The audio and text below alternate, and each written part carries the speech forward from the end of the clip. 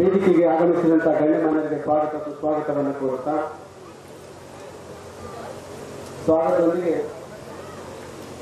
ಸನ್ಮಾನ ಕಾರ್ಯಕ್ರಮವನ್ನು ಕಿಟ್ಟಿ ಸಾಲೆಗಾಂವ್ ಸರ್ ಅವರು ಚಂದ್ರು ಜಂಗ್ಲೆ ಸರ್ ಅವರು ನಡೆಸಬೇಕು. ಆ ಬಂಧುಗಳೇ, ನಮ್ಮ ಮಾತಿನ ಕಡೆ ಬಾಬಾ ಸಾಹೇಬ್ ಅಂಬೇಡ್ಕರ್ ಜೀವನ ಚರಿತ್ರೆ ಕಡೆ ಬರೋಣ. ಇಡೀ 65 ವರ್ಷ ಬದುಕಿರುವಂತಹ ಬಾಬಾ ಸಾಹೇಬ್ ಅಂಬೇಡ್ಕರ್ ಅವರು ಸುಮಾರು 8 ವರ್ಷದಿಂದ ಬಾಬಾ ಸಾಹೇಬ್ ಅಂಬೇಡ್ಕರ್ ಅವರ ಬರಹ ಮತ್ತು ಭಾಷಣವನ್ನು ಅಧ್ಯಯನ ಮಾಡ್ತಾ ಇದ್ದೇನೆ. ನನಗೆ ಬಹಳಷ್ಟು ಜನರಿಗೆ ಭೇಟಿಯಾದಾಗ ಬಾಬಾ ಸಾಹೇಬ್ ಅಂಬೇಡ್ಕರ್ ಆ ಪುಸ್ತಕ ಓದೋಕ್ಕೆ ಬಹಳ ಸಮಯ ಜಾಸ್ತಿ ಬೇಕಾಗುತ್ತೆ ಅಂತ ನಾನು ಪ್ರಯತ್ನ ಮಾಡಿದ್ದೇನೆ ಅಂತಂದ್ರೆ ಸುಮಾರು 4-5 ವರ್ಷದಿಂದ ಬಾಬಾ ಸಾಹೇಬ್ ಬರೆದ ಪುಸ್ತಕದಲ್ಲಿ ಏನ್ ಬರೆದಿದ್ದಾರೆ ಅಂತ ಗಮನಿಸೋಣ ಅಂತ.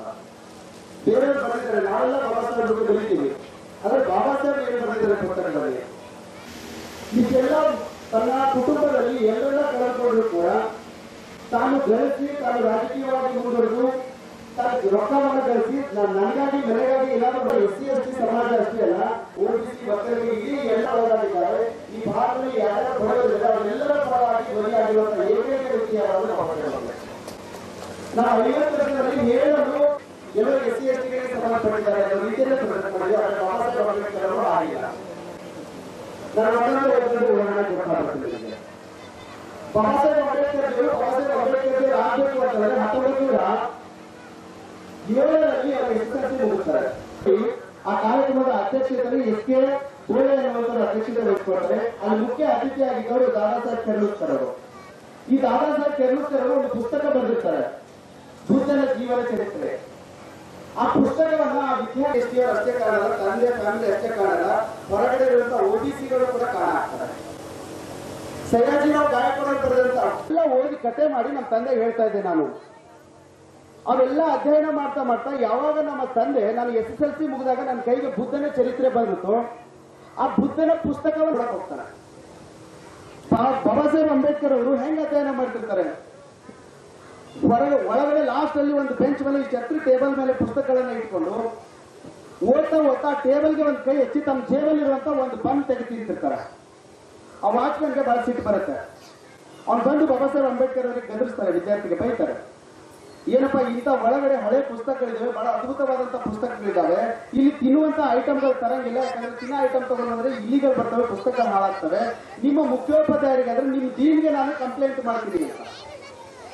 ಯಾಕೆ ಒಳಗಡೆ ತಿಂತ ಇದೆ, ನಿನ್ ಗೆಳೆಯರು ಎಲ್ಲರೂ ನವೆಲ್ ಅನ್ನುವಂತ ಗೆಳೆಯರಿದ್ದಾನೆ ಅಮೆರಿಕದಲ್ಲಿ, ನಿನ್ ಗೆಳೆಯರು ಎಲ್ಲರೂ ಹೊರಗಡೆ ಊಟಕ್ಕೆ ಹೋಗಿದ್ರಲ್ಲ, ನೀನ್ ಹೊರಗೆ ಊಟಕ್ಕೆ ಹೋಗ್ಬೇಕಿತ್ತಲ್ಲ, ಯಾಕೆ ಒಳಗಡೆ ಕೂತಿದ್ಯಾ ಅಂತ ಬೈತಾರೆ.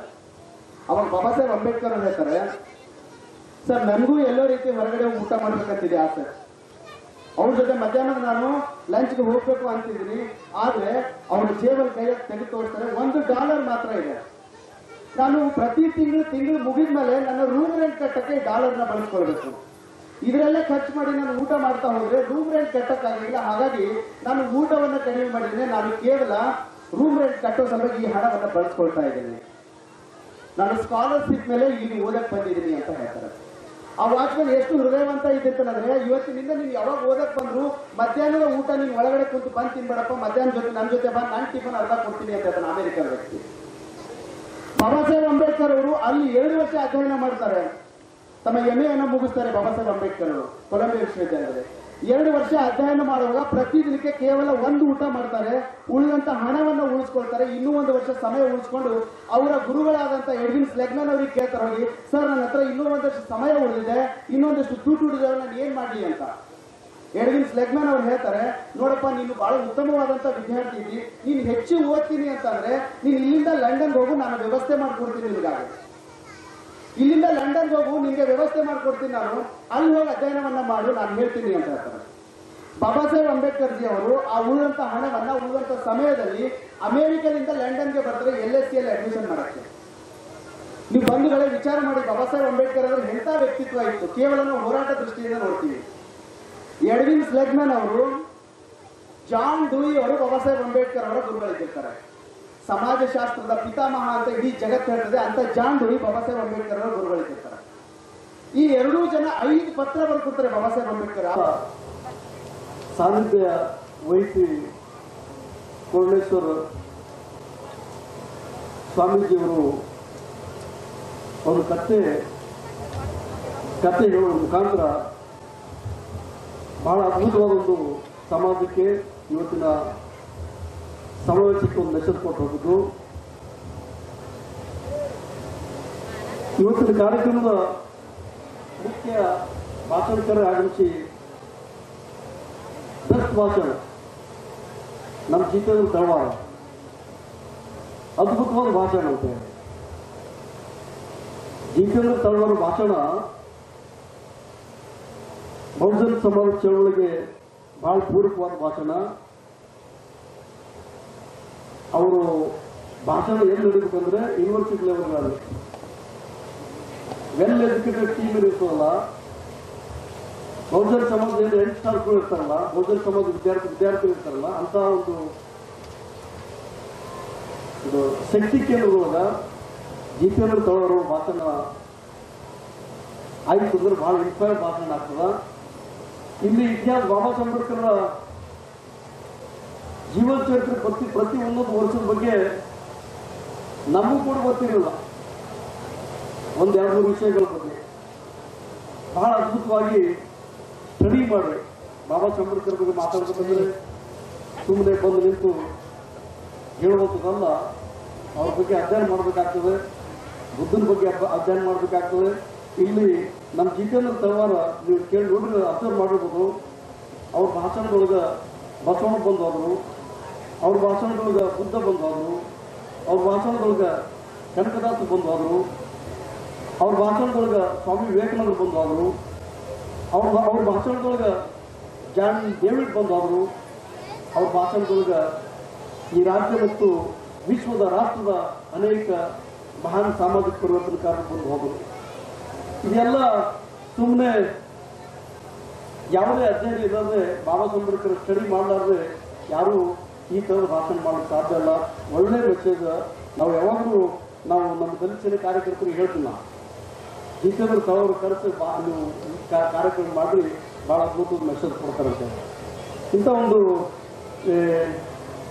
ಬಾಬಾ ಸಾಹೇಬ್ ಅಂಬೇಡ್ಕರ್ ಬಗ್ಗೆ ಒಳ್ಳೆಯ ವಿಚಾರಗಳು ಹೇಳಿಕೊಟ್ಟಂಥ ನಮ್ಮ ಜಿತೇಂದ್ರ ತಳವಾರರಿಗೆ ನಾನು ವಿಶೇಷವಾಗಿ ಅಭಿನಂದನೆ ಸಲ್ಲಿಸಿ, ನನಗೂ ಕೂಡ ಇವರು ಮುಖ್ಯ ಭಾಷಣಕಾರ ಮುಗೀತು ಮತ್ತು ಭಾಷಣ ಕೊಡೋದು ಆಕ್ಚುಲಿ ಅಲ್ಲಿ ಡೈವರ್ಟ್ ಆಗ್ತಿರ್ತಾರೆ. ಈಗ ಅವರು ಬಾಬಾ ಸಾಹೇಬ್ ಅಂಬೇಡ್ಕರ್ ಇದ್ರ ಮ್ಯಾಗ ನಿಮ್ಗೆ ತೋರುವಾಗ ಟ್ರ್ಯಾಕ್ ತಂದು ನಿಂತಿರ್ತಾರೆ. ಈಗ ನಾವು ಭಾಷಣ ಶುರು ಮಾಡ್ಕೊಂಡ್ಬಿಟ್ರೆ ನಮ್ಮ ಮತ್ತೆ ಟ್ರ್ಯಾಕ್ ಚೇಂಜ್ ಆಗಿಬಿಡ್ತಾರೆ, ಕನ್ಫ್ಯೂಷನ್ ಆಗ್ಬಾರ್ದು. ಬಟ್ ನಾನೀಗ ಬಾಬಾ ಸಾಹೇಬ್ ಅಂಬೇಡ್ಕರ್ ಬಗ್ಗೆ ಏನು ನಮ್ಮ ಜಿತೇಂದ್ರ ಮಾತಾಡಿದ್ರು ಅದು ಒತ್ತಗಿಟ್ಟು ಪ್ರೆಸೆಂಟ್ ಪೊಸಿಷನ್ ನೋಡ್ರಿ ಬೇಕು. ಸ್ವಾಮೀಜಿಯವರು ಸಾಮಾಜಿಕ ಚಳವಳಿ ಪರಿವರ್ತನಕಾರ ಬಗ್ಗೆ ಮಾತಾಡಿದ್ರು. ಅದಾದ ನಂತರ ಮುಂದುವರೆದ ಭಾಗವಾಗಿ ಜಿತೇಂದ್ರ ತಳವಾರ ಬಾಬಾ ಸಾಹೇಬ್ ಅಂಬೇಡ್ಕರ್ ಇತಿಹಾಸ ಜೀವನ ಚರಿತ್ರೆ ತಮ್ಮ ಎದುರು ಮುಂದಿಟ್ರು. ಅವ್ರು ಲಾಸ್ಟಿಗೆ ಒಂದು ಕೊಟ್ಟದ್ದು ಹೇಳಿದ್ರು, ಭಾರತ ಸಂವಿಧಾನ ಖತರೆ ಮೇ ಕುछ तुम करो कुछ हम करेंगे ಅಂತ ಹೇಳಿ. ಈ ಪ್ರೆಸೆಂಟ್ ಪೊಸಿಷನ್ ಒಳಗೆ ಖಾಲಿ ಬಾಬಾ ಸಾಹೇಬ್ ಅಂಬೇಡ್ಕರ್ ಬಗ್ಗೆ ಮಾತಾಡೋದಾಗಲಿ, ಬಸವಣ್ಣನ ಬಗ್ಗೆ ಮಾತಾಡೋದಾಗಲಿ, ಅಂಬೇಡ್ಕರ್ ಚೌಡಣ್ಣವ್ರ ಬಗ್ಗೆ ಮಾತಾಡೋದಾಗಲಿ, ಕನಕದಾಸ ಬಗ್ಗೆ ಮಾತಾಡೋದಾಗಲಿ ಅಷ್ಟೇ ಆಗಬಾರ್ದು. ಅವರು ಯಾವ ಥರದ ಸಂದೇಶಗಳು ನಮ್ಗೆ ಕೊಟ್ಟರು ಮತ್ತು ಯಾವ ನಿಟ್ಟಿನಲ್ಲಿ ಸಾಧಕ ಅನ್ನೋದು ಕೂಡ ಇವತ್ತು ಚರ್ಚೆ ಆಗಬೇಕು. ಇಂಥ ಸಂದರ್ಭದೊಳಗೆ ಬಂಧುಗಳೇ, ನಾವು ನೋಡ್ತಾ ಇದ್ದೀವಿ ಇವತ್ತು ಬಾಬಾ ಸಾಹೇಬ್ ಅಂಬೇಡ್ಕರ್ ಇಡೀ ಜಗತ್ತಿಗೆ ಅದ್ಭುತವಾದ ಸಂವಿಧಾನ ಬರೆದು ಕೊಟ್ಟರು ಅಂತ ಹೇಳಿ. ಈ ದೇಶದ ಎಲ್ಲ ರಾಜಕೀಯ ನಾಯಕರುಗಳು, ಈ ದೇಶದ ಎಲ್ಲ ಜಡ್ಜಸ್ಗಳು ಯಾವುದೇ ಕಾರಣಕ್ಕೂ ಚೇಂಜ್ ಮಾಡೋದಿಲ್ಲ. ಸ್ವತಃ ಬಾಬಾ ಸಾಹೇಬ್ ಅಂಬೇಡ್ಕರ್ ಬಂದ್ರೆ ಕೂಡ ಈ ದೇಶದ ಸಂವಿಧಾನ ಬದಲಾವಣೆ ಮಾಡಕ್ಕೆ ಸಾಧ್ಯ ಇಲ್ಲ ಅಂತ ಹೇಳಿ ದೇಶದ ಪ್ರಧಾನಮಂತ್ರಿ ನರೇಂದ್ರ ಮೋದಿ ಹೇಳ್ತಿರ್ತಾನೆ. ನರೇಂದ್ರ ಮೋದಿ ಅಂಡರ್ನ ಕೆಲಸ ಮಾಡುವಂತ ಮಂತ್ರಿಗಳು, ನರೇಂದ್ರ ಮೋದಿ ಕೈ ಕೆಳಗೆ ಕೆಲಸ ಮಾಡುವಂತ ಎಂಪಿಗಳು, ನಮ್ಮದೇನಾದ್ರು 400ಕ್ಕಿಂತ ಜಾಸ್ತಿ ಎಂಪಿಗಳು ಬಂದ್ರಂದ್ರೆ ಈ ದೇಶದ ಸಂವಿಧಾನ ಬದಲಾವಣೆ ಮಾಡ್ತಾರೆ ಅಂತೇಳಿ ಆಟ ಆಡ್ತಿರ್ತಾರೆ. ಅಂದ್ರೆ ಬಾಬಾ ಸಾಹೇಬ್ ಅಂಬೇಡ್ಕರ್ ಸಂವಿಧಾನ ಬರೆಯುವಂತ ಸಂದರ್ಭದೊಳಗೆ ನೀವು ಅವಾಗಲೂ ಕೂಡ ಒಪ್ಪಲಿಲ್ಲ. ಈ ದೇಶದ ಒಬ್ಬ ಸೂತ್ರ, ಈ ದೇಶದ ಒಬ್ಬ ಕೆಳಜಾತಿಯವ ಬಾಬಾ ಸಾಹೇಬ್ ಅಂಬೇಡ್ಕರ್ ಈ ಸಂವಿಧಾನ ಬರೀಬಾರ್ದಂತ ಅವಾಗಲೂ ಒಪ್ಪಿರಲಿಲ್ಲ. ಬಾಬಾ ಸಾಹೇಬ್ ಅಂಬೇಡ್ಕರ್ ಸಂವಿಧಾನ ಬರೆದಾಗ, ಆ ಸಂವಿಧಾನ ಬರೆದ ನಂತರ ಜಾರಿ ಆದಾಗ ಅದನ್ನು ನಾವು ಒಪ್ಪೋದಿಲ್ಲ ಅಂತ ಹೇಳ್ಕೊಂಡು ಹೇಳಿದ್ರು ನೀವುಗಳು. ಯಾರು? RSS ಸಂಘ ಪರಿವಾರದವರು, ಜಾತಿವಾದಿಗಳು, ಈ ದೇಶದ ಏನಪ್ಪ ಅಂದ್ರೆ ಆರ್ಯ ಸಮಾಜದವರು. ನೀವು ಅವಾಗಲೂ ಒಪ್ಪಿಲ್ಲ, ಬಾಬಾ ಸಾಹೇಬ್ ಜೀವಂತ ಒಪ್ಪಿಲ್ಲ, ಈಗಲೂ ಕೂಡ ಬಾಬಾ ಸಾಹೇಬ್ ಅಂಬೇಡ್ಕರ್ ಸಂವಿಧಾನ ಒಪ್ಪಲಿಕ್ಕೆ ತಯಾರಿಲ್ಲ. ಇಂಥ ಒಂದು ಒಂದು ಕೆಟ್ಟ ಮನಸ್ಥಿತಿಯೊಳಗ ಈ ದೇಶದ ಏನು ಸಂವಿಧಾನ ಇದ್ದುದಲ್ಲಿ ಈಗ ಸಂವಿಧಾನ ಬದಲಾವಣೆ ಮಾಡ್ಬೇಕಂತೇಳಿ ಬಹಳ ದೊಡ್ಡ ಕನಸು ಬಂದು ಈ ದೇಶದ ಬಿಜೆಪಿಯವರು, ಈ ದೇಶದ ಸಂಘ ಪರಿವಾರದವರು, ಈ ದೇಶದ RSS ಕನಸು ಕಾಣಲಿಕ್ಕತ್ತದ ನಾವು ಸಂವಿಧಾನ ಬದಲಾವಣೆ ಮಾಡೇ ಮಾಡ್ತಿರ್ತೀವಿ. ಯಾವಾಗಲೂ ಸೂಟ್ ಔಟ್ ಮಾಡೋದು ಈ ಹೇಳ್ತಂಗಿಗೆ. ಯಾಕಂದ್ರೆ ಸಂಘ ಪರಿವಾರದ ಕೆಲವು ಕಂತ್ರಿಗಳಿಗೆ, ಸಂಘ ಪರಿವಾರದ ಕೆಲವು ಗುಂಡಗಳಿಗೆ, ಸಂಘ ಪರಿವಾರದ ಸಾಧುಗಳಿಗೆ ಮಟ್ಟ ಹಾಕಿ ಮೆಟ್ಟಿ ನಿಂತಿದ್ರೆ ನಾನು ಅದಕ್ಕಾಗಿ ಇವತ್ತು ಟಾರ್ಗೆಟ್ ಮಾಡ್ಕೊಂಡಿದ್ರು.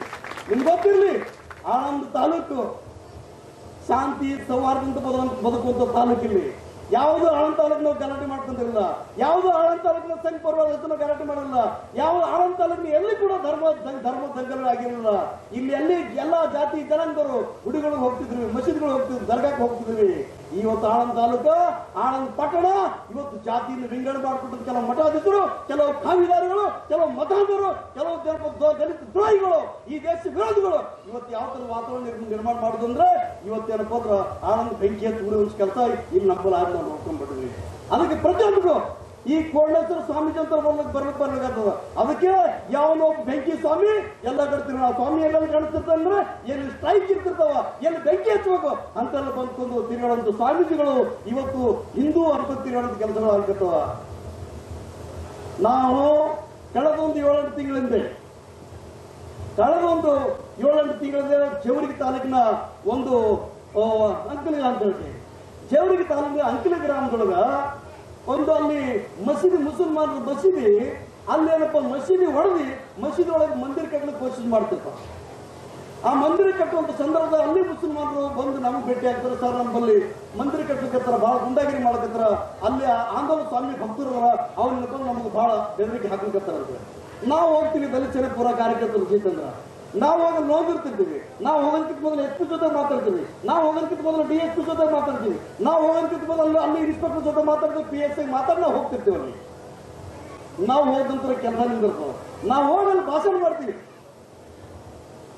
ಏನ್ ಭಾಷಣ ಮಾಡ್ತೀವಿ ನಾವು ಅಲ್ಲಿ? ಈ ರಾಜ್ಯದೊಳಗ ಸಾಹೇಬ್ರು, ಈ ಕರ್ನಾಟಕ ರಾಜ್ಯದೊಳಗ ದಲಿತರು ಎಷ್ಟು ಜನ ಇದ್ದೀವಿ? 1,20,00,000 ಜನಗಳು. ಈಗ ಹೇಳ್ತಿದ್ದೇನೆ, ಎಲ್ಲಾದ್ರೂ ಆಂದೋಲನ ಸ್ವಾಮಿ ಸಿದ್ಲಿಂಗ ಸ್ವಾಮಿ ಅಂತ ಆಂದೋಲನ ಸ್ವಾಮಿ ಈಗಲೂ ಕೇಳಿದ್ವಿ.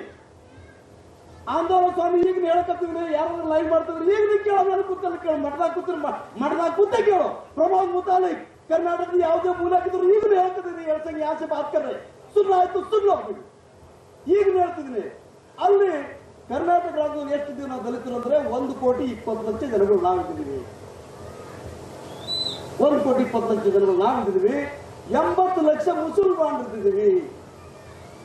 60 ಲಕ್ಷ ಜನಗಳನ್ನ ಬಂದ್ರ ಈ ರಾಜ್ಯದಲ್ಲಿ ಲಿಂಗಾಯತರಿದಾರ. ಈ 1,20,00,000 ಪ್ಲಸ್ 80 ಲಕ್ಷ ದಲಿತ ಮುಸಲ್ಮಾನ್ ಇಬ್ಬರು ಸೇರ್ಕೊಂಡ್ಬಿಟ್ರೆ 2 ಕೋಟಿ ಜನಗಳು ನಾವು ಆಗ್ತಿರ್ತೀವಿ.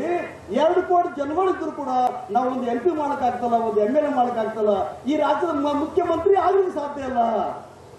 ನಾವಿಬ್ಬರು ದಲಿತ ಮುಸಲ್ಮಾನ್ ಒಂದಾಯ್ತಂದ್ರೆ ನಮಗೆ ತುಳಿಯುವಂತ ಶಕ್ತಿಗಳು ನಮ್ ಕಾಲಾಗಿರ್ಬೇಕಾಗ್ತಂತ ಮಾತಾಡಿದ್ರೆ ಮೊನ್ನೆ ಬಸವಣ್ಣನ ಜಯಂತಿ ಒಳಗ ಟ್ರೋಲ್ ಮಾಡ್ತಿರ್ತಾರ. ಬಸವಣ್ಣ ಜಯಂತಿಗೆ ಏನಪ್ಪ ಅಂದ್ರೆ ವಾಟ್ಸಪ್ ಯೂನಿವರ್ಸಿಟಿ, ಸಿದ್ಲಿಂಗ ಸ್ವಾಮಿ ವಾಟ್ಸಪ್ ಯೂನಿವರ್ಸಿಟಿ, ಸಂಘ ಪರಿವಾರದ ವಾಟ್ಸಪ್, ಗುಲ್ಬರ್ಗ ವಾಟ್ಸಪ್ ಯೂನಿವರ್ಸಿಟಿ, ಸಮಾಜದಲ್ಲಿ ವಿಷ ಬಿತ್ತಿರುವ ವಿಷ ಜಂತುಗಳು ಅಂತ ಹೇಳಿ ಬರೆದಿ ನಾ ಅದು ಭಾಷಣ ಮಾಡೋದಿಲ್ಲ. 1,20,000, 80 ಲಕ್ಷ, 1,20,000, 1,20,00,000 ಪ್ಲಸ್ 80,000, 2 ಕೋಟಿ ಹಾಕೊಂಡು ಅದು ಒಟ್ಟು ಕಟ್ ಮಾಡ್ಕೊಂಡ್ಬಿಟ್ಟು ನೋಡಿ ಲಿಂಗಾಯತ ಬರೋದು ಹನುಮಂತ ಕೆಲಸ ಇದ್ದೇವೆ ಟ್ರೋಲ್ ಮಾಡೋ ಕೆಲಸ ಈ ರಾಜ್ಯದೊಳಗೆ ಆಗೋ ಕೆಲಸಗಳು ಆಗಬೇಕು. ಇದನ್ನು ಮೆಟ್ಟಿ ಇರುವಂತ ಕೆಲಸ ನಾವು ಮಾಡಲೇಬೇಕಾಗ್ತದೆ. ನಾವು ಕೂಡ ಹಿಂದೂಗಳಿದ್ದೀವಿ. ಯಾವ ಮಗನು ಕೂಡ ಯಾವ ಭಗವಾ ಹಾಕೊಂಡ್ಬಿಟ್ಟು ನಾನು ಕಾಲಿದ್ದೀನಿ, ನನಗೆ ಹಾಕಿದ್ದೀನಿ, ಸಮಾಜದಾಗ ಬೆಂಕಿ ಹಚ್ಚಲು ಕೋಶಿಸ್ ಮಾಡ್ಕೊಂಡು ಯಾವ ಹಾಕಿಲ್ಲ ಮಗ ಅವನಿಗೆ. ಬಾಬಾ ಸಾಹೇಬ್ ಅಂಬೇಡ್ಕರ್ ಹೆಸರು ಪ್ರತಿಜ್ಞೆ ಮಾಡಿ ಹೇಳ್ತೀವಿ ನಾವು, ಬುದ್ಧನ ಹೆಸರು ಪ್ರತಿಜ್ಞೆ ಮಾಡಿ ಹೇಳ್ತೀವಿ ನಾವು, ಬಸವಣ್ಣನ ಹೆಸರು ಹಾನಿ ಮಾಡಿ ಹೇಳ್ತೀವಿ ನಾವು. ಭಗವಾಧಾರಿಗಳ ಮಕ್ಕಳು ಯಾವ ಸಮಾಜ ಕೆಲಸ ಮಾಡ್ತಿದ್ರಿ, ನಿಮ್ಮ ತಲೆ ಮ್ಯಾಲ ಬೂಟ್ ಹೊಡೋಂತ ಕೆಲಸ ನಾವು ಮಾಡ್ತೀವಿ. ಬಾಬಾ ಸಾಹೇಬ್ ಅಂಬೇಡ್ಕರ್ ಜನಗಳು ನಾವು ಮಾಡ್ತೀವಿ ಅಂತ ಹೇಳೋದಕ್ಕಾಗಿ ಇವತ್ತು ನಾ ಆಳಂದ್ ಬಂದಿದ್ದೀನಂತೆ. ನಾವು ಯಾವ ಮಗನ ಹೆರ್ಬೇಕಾಗಿರಲಿ. ನಾ ಇನ್ನೊಂದು ಮಾತಾಡೋದಿತ್ತಂದ್ರ ಏನ್ ಹೇಳ್ಕೊಂಡ್ಬಿಟ್ಟು ಅಂದ್ರೆ, ಈ ದೇಶದೊಳಗಿದ್ದಂತ ದಲಿತ ಮುಸಲ್ಮಾನಕ್ಕೆ ಸಾಕು OBC, ಅದರ ಬೇಕು ಹಿಂದುಳಿದ ವರ್ಗದ ಜನಗಳು. ये पहला मुसलमान ये तुम लोग जो है 4% तुम लोगों को रिजर्वेशन तो खत्म करेंगे हम पदे पदे मोदी ತಿರ್ಗಾಡಕತ್ತಾರಲ್ಲ RSS ಹೇಳ್ಕೊಂತ ಹೇಳ್ಕತ್ತಾರಲ್ಲ ये मुसलमान मारो खाली तुम हाली हना मಕ್ಕಳ तुम भी हमारे साथ आओ मुसलमान पूरा ऑल ओवर इंडिया के मुसलमान आप हमारे साथ आओ हमारे साथ जुड़ो और हमारे साथ ओबीसी लोग भी आएंगे वो लोग हमारे साथ मिलेंगे अगर दलित मुसलमान ओबीसी ಒಂದಾದ್ರೆ ಈ ದೇಶ ಆಳುವಂತ ಕೆಪಾಸಿಟಿ ನಂಬಲ್ ಬರ್ತದ ಈ ದೇಶ ಆಳುವಂತ ಶಕ್ತಿ ನಂಬಲ್ ಬರ್ತದ ಒಂದು ನೆನಪಿಟ್ಕೊರಿ ಒಂದು ಅತ್ಯಂತ ಕೆಳಸ್ತರೊಳಗೆ ಹುಟ್ಟಿ ಒಂದು ಫ್ಯಾಕ್ಟರಿ ಒಳಗೆ ಸಣ್ಣ ನೌಕರ ಕೆಲಸ ಮಾಡಿ ಈ ರಾಜ್ಯದೊಳಗೆ ಮಂತ್ರಿಯಾಗಿ MP ಆಗಿ ಒಂದು ನ್ಯಾಷನಲ್ ಪಕ್ಷ ರಾಷ್ಟ್ರೀಯ ಪಕ್ಷದ ಅಧ್ಯಕ್ಷರಾಗಿ ಏನು ಕೆಲಸ ಮಾಡೋದಕ್ಕೆ ಡಾಕ್ಟರ್ ಮಲ್ಲಿಕಾರ್ಜುನ ಖರ್ಗೆ ಅದು ಬಾಬಾ ಸಾಹೇಬ್ ಅಂಬೇಡ್ಕರ್ ಕೇಳೋದು ಅದು ಬಾಬಾ ಸಾಹೇಬ್ ಅಂಬೇಡ್ಕರ್ ಸಂತಾನ ಬಾಬಾ ಸಾಹೇಬ್ ಅಂಬೇಡ್ಕರ್ ರಕ್ತ ಅದದು ಈ ನಾಳಿನ ಎಲೆಕ್ಷನ್ ಒಳಗೆ ಈ ನಾಳಿನ ಎಲೆಕ್ಷನ್ ನಾವು ಮೊನ್ನೆ MP ಎಲೆಕ್ಷನ್ ವೋಟ್ ಹಾಕಿದ್ವಲ್ಲ ಈ MP ಎಲೆಕ್ಷನ್ ವೋಟ್ ನಾವು ಹೈಯೆಸ್ಟ್ ವೋಟ್ ಇಂಡಿಯಾ ಗೌರ್ಮೆಂಟ್ ಬಂತು ಇಂಡಿಯಾದವ್ರು ಬಂತು ಕಾಂಗ್ರೆಸ್ ಅವ್ರು ಬಂತಂದ್ರೆ ಬಾಬಾ ಸಾಹೇಬ್ ಅಂಬೇಡ್ಕರ್ ಹೇಳಿದ್ರಲ್ಲ ನನ್ನ ಜನಗಳು ಅನ್ಯಾಯಕ್ಕೊಳಗಂತ ನನ್ನ ಜನ ಈ ದೇಶ ಆಳ್ಬೇಕಂತ ಕನಸು ಕಂಡಿರಲ್ಲ ಆ ಕನಸು ನಡೆಸಬಹುದಕ್ಕೆ ಮಲ್ಲಿಕಾರ್ಜುನ ಖರ್ಗೆ ಅವರು ಈ ದೇಶದ ಪ್ರಧಾನಮಂತ್ರಿಗಳು ಆಗಬೇಕು ಅದ್ರೂ ಕೂಡ ನಾ ಹೇಳಿದ್ರು ಇದು ಬಾಬಾ ಸಾಹೇಬ್ ಅಂಬೇಡ್ಕರ್ ಕಂಡಂತ ಕನಸು ಮಲ್ಲಿಕಾರ್ಜುನ ಖರ್ಗೆ ಅವರು ನನಸು ಮಾಡೋದಕ್ಕೆ ಹುಟ್ಟಿದ್ದಾರೆ ಅಂತೇಳಿ ನಾನು ಅಲ್ಲಿ ಏನಪ್ಪ ಅಂದ್ರೆ ಅಂಕಿನೊಳಗೆ ಹೇಳ್ತೀನಿ ಅದು ಕಟ್ ಮಾಡಿ ಈ ಎಳಸಂಗಿ ಹಿಂದೂ ಏನಪ್ಪ ಅಂದ್ರೆ ಲಿಂಗಾಯತ ಅಂತೇಳಿ ಇದಕ್ಕಿಂತ ಮೊದಲು ಮಸೀದಿ ಬೆಂಕಿ ಹಚ್ಚಿದ್ರಿ ಆನಂತಲಕ್ಕೆ ದರ್ಗಾದಿ ಬೆಂಕಿ ಹಚ್ಚಿದ್ರಿ ಅವಾಗ ಏನಕ್ಕೆ ಬರ್ಕೊಂಡ್ಬಿಟ್ರಿ ಎಳಸಂಗಿ ಹಿಂದೂಗಳು ಅಂತ ಅವಾಗ ಹೇಳಿದ್ರಿ ಈ ಮೊನ್ನೆ ಬಸವಣ್ಣ ಜಯಂತಿ ಒಳಗ ಎಳಸಂಗಿ ಲಿಂಗಾಯತ ಅಂತ ಹೇಳ್ರಿ ಅರೇ ಬೆಂಕಿ ಹಚ್ಚದ್ ಬಿಡ್ರಪ್ಪ ಬೆಂಕಿ ಹಚ್ಚದ್ ಬಿಡ್ರಿ ಏನು ಬಾಬಾ ಸಾಹೇಬ್ ಅಂಬೇಡ್ಕರ್ ಬ್ಯಾನರ್ ಬಾಬಾ ಸಾಹೇಬ್ ಅಂಬೇಡ್ಕರ್ ಬ್ಯಾನರ್ದೊಳಗೆ ಎಲ್ಲರೂ ಕೂಡ ಪ್ರತಿಯೊಂದು ನಮ್ಮ ಮದುವೆ ಕಾರ್ಡ್ ಮಾಡ್ತೀವಿ ಮ್ಯಾರೇಜ್ ಕಾರ್ಡ್ ಮಾಡ್ತೀವಿ ಅಲ್ಲಿ ಬಸವಣ್ಣ ಫೋಟೋ ಇರ್ತದ ಬಾಬಾ ಸಾಹೇಬ್ ಅಂಬೇಡ್ಕರ್ ಜಯಂತಿ ಆಚರಣೆ ಮಾಡ್ತೀವಿ ಅಲ್ಲಿ ಬಸವಣ್ಣ ಫೋಟೋ ಇರ್ತದಲ್ಲಿ ನಾವೇನಪ್ಪ ಅಂದ್ರೆ ಈ ನೆನಪಿನ ಕಾಣಿ ಕೊಡ್ತೀವಿ ಇದಕ್ಕೆ ಬಾಬಾ ಇಲ್ಲಿ ಬಸವಣ್ಣನ ಫೋಟೋ ಇರ್ತದ ನೀವು ಬಸವಣ್ಣನ ಹೆಸರು ನೀವು ಜಯಂತಿ ಆಚರಣೆ ಮಾಡ್ತಿರ್ತೀರಿ ಬಸವಣ್ಣನ ಅನುಯಾಯಿ ಆಗ್ತಿರ್ತೀರಿ ಇವನಾರವ ನಮ್ಮ ಜಿತೇಂದ್ರ ಹೇಳಿದ್ರು ಯಾರು ನೋಡಪ್ಪ ಎಲ್ಲರೂ ನಮ್ಮವನ್ನ ತಿಳ್ಕೊಂಡು ಹೇಳಿ ಬಸವಣ್ಣ ಹೇಳಂತ ಹೇಳ್ತಿರಲ್ಲ ಒಂದಾದ್ರೂ ಒಂದು ಕಡೆ ಬಾಬಾ ಸಾಹೇಬ್ ಫೋಟೋ ಹಾಕಿದ್ರು ನೀವು ಎಲ್ಲಾರು ಎಲ್ಲಿ ಹಾಕಿಲ್ಲ ಇಂಥ ಕೆಟ್ಟ ಮನಸ್ಸುಗಳು ಇಂಥ ಕೆಟ್ಟ ಹುಳಗಳು ಬಸವಣ್ಣನ ಬಗ್ಗೆ ಮಾತಾಡ್ತಿರ್ತಾವ ಇಂಥ ಕೆಟ್ಟ ಜಂತುಗಳು ಸಮಾಜ ಜಂತುಗಳು ಬುದ್ಧನ ಬಗ್ಗೆ ಮಾತಾಡ್ತಿರ್ತಾವ ಇಂಥ ಕೆಟ್ಟ ಪರಿಸ್ಥಿತಿ ಜನಗಳು ಬಾಬಾ ಸಾಹೇಬ್ ಅಂಬೇಡ್ಕರ್ ಬಗ್ಗೆ ಮಾತಾಡ್ತಿರ್ತಾರ ನಾವು ಹಂಗಲ್ಲ ಓಪನ್ ಹಾರ್ಟೆಡ್ ಬಸವಣ್ಣ ನೆಪ್ತೀವಿ ಅಂದ್ರೆ ನಂಬ್ತೀವಿ ನಂಬೋದಲ್ಲ ಅಂದ್ರೆ ನಂಬೋದಲ್ಲ ಯಾವ ಮನೆಗೆ ಅನ್ಸುತ್ತೀವಿ ಅಂದ್ರೆ ಅಂತೀವಿ ಅಂಜೋದಿಲ್ಲ ಅಂದ್ರೆ ಯಾವ ಮಗನಿಗೂ ಅಂಜ ಹಾಕಲ್ಲ ನಮ್ದಲ್ಲ ಇದು ಬಾಬಾ ಸಾಹೇಬ್ ಅಂಬೇಡ್ಕರ್ ಜಾತಿ ಇದು ತ್ರಾಸಾಗಿ ಇವತ್ತೇನಪ್ಪ ಅಂದ್ರೆ ಈ ರಾಜ್ಯದೊಳಗ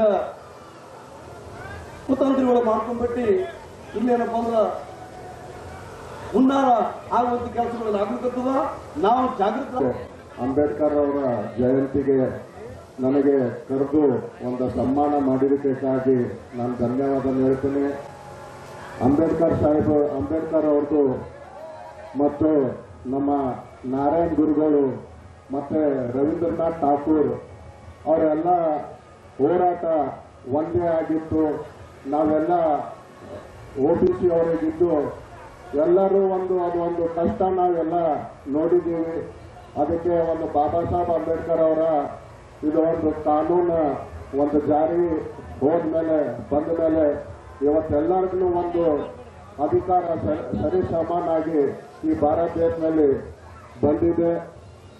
ಹಾಗೂ ಇದು ಈ ಒಂದು ಕಾರ್ಯಕ್ರಮಕ್ಕೆ ನನಗೆ ಕರೆದು ತಂದು ಒಂದು ಸನ್ಮಾನ ಮಾಡಿದ್ದಕ್ಕೆ ತಮಗೆಲ್ಲ ಧನ್ಯವಾದನ ಹೇಳುತ್ತಾನ ನಾನೊಂದು ಮಾತನ್ನ ಮುಗಿಸ್ತೀನಿ. ಜೈ ಹಿಂದ್. ಸರ್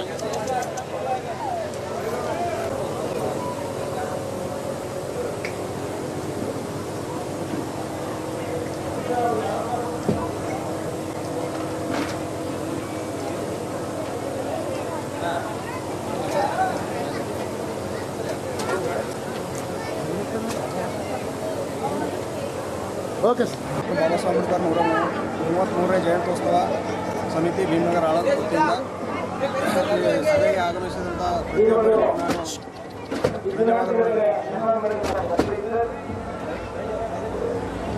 ಧನ್ಯವಾದಗಳು ಹೇಳುತ್ತೇನೆ. ಅದೇ ರೀತಿ ಪ್ರತಿಯೊಬ್ಬರಿಗೂ ಹಳ್ಳಿಗಳಿಂದ ಆಗಮಿಸಿದಂಥ ಪ್ರತಿಯೊಬ್ಬರಿಗೂ ನಾನು ಧನ್ಯವಾದಗಳನ್ನು ಹೇಳುತ್ತೇನೆ. ಅದೇ ರೀತಿಯಾಗಿ ಈಗ 4 ಗಂಟೆಗೆ ಮೆರವಣಿಗೆ ಕೂಡ ಶುರುವಾಗುತ್ತದೆ.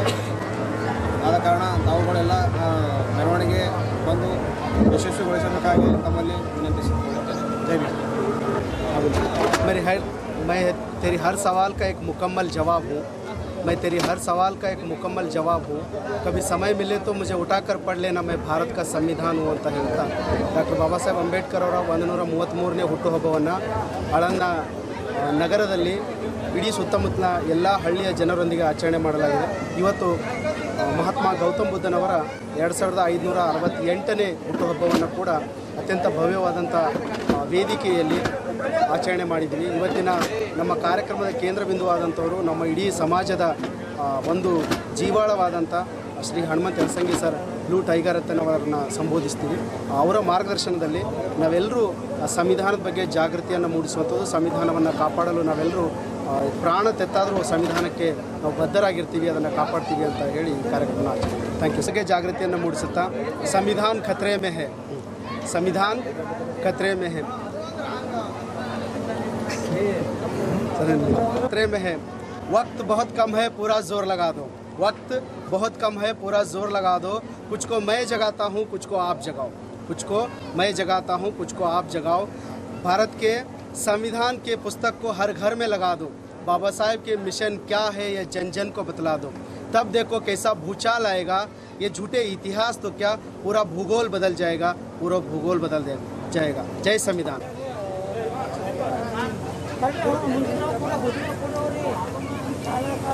ಓಕೆ ಜೈ ಹೇಳ್ರಿ ಸರ್. ಓಕೆ.